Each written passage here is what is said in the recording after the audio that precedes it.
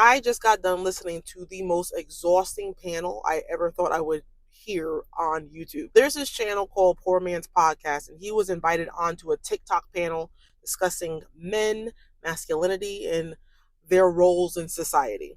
If you want to check it out yourself, I'll put the title right here and you can listen to it.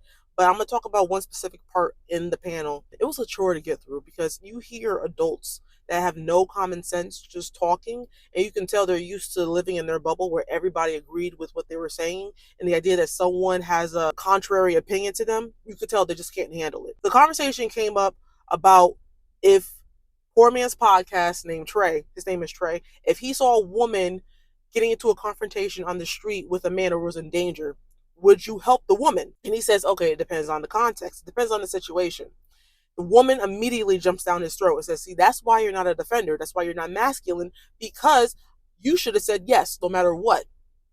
That's stupid as hell. Like, in reality, we have to believe that no one has your best interests at heart. Like, you have to believe everybody's out here to scam you. Everybody's out here to do you harm. And I think that in living like that, it is a little bleak. You have to believe that to be true. Like, when you see beggars on the street with children and dogs, you have to believe those children aren't theirs, nor are those animals. They are winning the emotions of people in order to get money from them. Case in point, I knew a person in Connecticut, a dad, and he found out mourning the death of his son. His son was driving down the street and he saw a woman and a guy getting into an argument, and he wanted to help the woman. He goes out, helps the woman. The man in the confrontation stabs the son to death.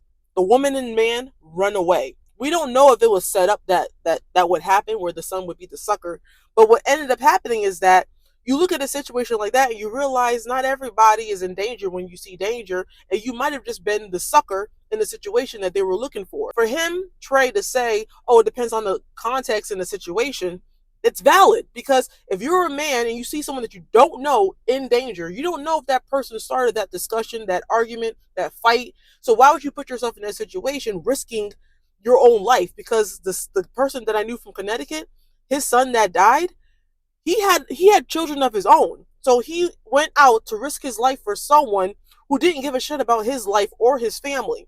Ultimately, again, if you want to listen to it, look up this title. It's just crazy how some people are actually living in the world not understanding how reality works.